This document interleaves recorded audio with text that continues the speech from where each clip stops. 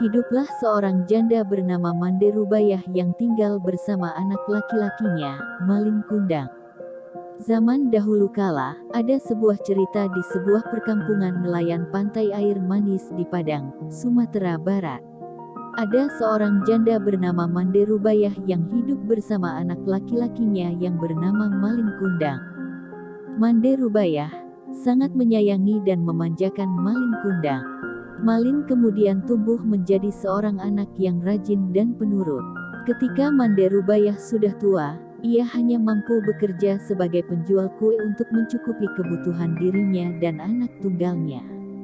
Suatu hari, Malin jatuh sakit keras, hingga nyawanya hampir melayang, namun akhirnya ia dapat diselamatkan berkat usaha keras ibunya.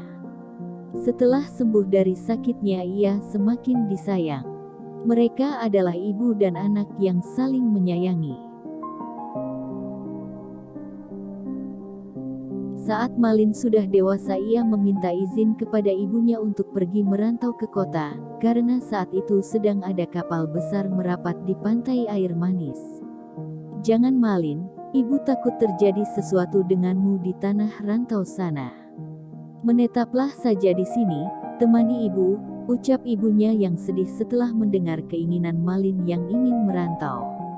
"Ibu tenanglah, tidak akan terjadi apa-apa denganku," ujar Malin sambil menggenggam tangan ibunya. "Ini kesempatan Bu, karena belum tentu setahun sekali ada kapal besar merapat di pantai ini. Aku ingin mengubah nasib kita Bu, izinkanlah," pinta Malin memohon. "Baiklah, ibu izinkan. Cepatlah kembali, ibu akan selalu menunggumu nak," kata ibunya sambil menangis. Meski dengan berat hati, akhirnya Mande Rubaiyah mengizinkan Malin untuk pergi. Kemudian Malin dibekali dengan nasi berbungkus daun pisang sebanyak 7 bungkus. "Untuk bekalmu di perjalanan," katanya sambil menyerahkannya pada Malin. Setelah itu Malin Kundang berangkat ke tanah rantau meninggalkan ibunya sendirian. Hari demi hari terus berlalu, hari yang terasa lambat bagi Mande Rubaiyah. Setiap pagi dan sore Mande Rubaiyah memandang ke laut. "Sudah sampai manakah kamu berlayar nak?" tanyanya dalam hati sambil terus memandang laut. La selalu mendoakan agar anaknya selalu selamat dan cepat kembali.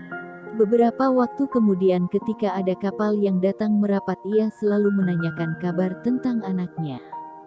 "Apakah kalian melihat anakku, Malin? Apakah dia baik-baik saja? Kapan ia pulang?" tanyanya. Namun setiap ia bertanya pada awak kapal atau nahkoda tidak pernah mendapatkan jawaban. Malin tak pernah menitipkan barang atau pesan apapun kepada ibunya. Bertahun-tahun Mande Rubaiyah terus bertanya namun tak pernah ada jawaban hingga tubuhnya semakin tua, dan kini jalannya mulai terbungkuk-bungkuk.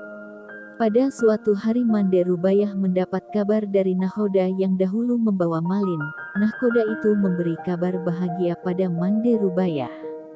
"Mande, tahukah kau, anakmu kini telah menikah dengan gadis cantik, putri seorang bangsawan yang sangat kaya raya," ucapnya saat itu. "Malin, cepatlah pulang kemari nak, ibu sudah tua." "Malin, kapan kau pulang?" rintihnya pilu setiap malam. Ia yakin anaknya pasti datang. Benar saja, tak berapa lama kemudian di suatu hari yang cerah dari kejauhan tampak sebuah kapal yang megah nan indah berlayar menuju pantai. Penduduk desa mulai berkumpul, mereka mengira kapal itu milik seorang sultan atau seorang pangeran. Mereka menyambutnya dengan gembira. Mande Rubaiyah amat gembira mendengar hal itu. Ia selalu berdoa agar anaknya selamat dan segera kembali menjenguknya. Sinar keceriaan mulai mengampirinya kembali. Namun hingga berbulan-bulan semenjak ia menerima kabar Malin dari nahkoda itu, Malin tak kunjung kembali untuk menengoknya.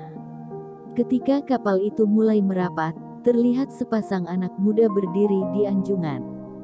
Pakaian mereka berkilauan terkena sinar matahari. Wajah mereka cerah dihiasi senyum karena bahagia disambut dengan meriah. Mande Rubaiyah juga ikut berdesakan mendekati kapal. Jantungnya berdebar keras saat melihat lelaki muda yang berada di kapal itu. Ia sangat yakin sekali bahwa lelaki muda itu adalah anaknya, Malin Kundang.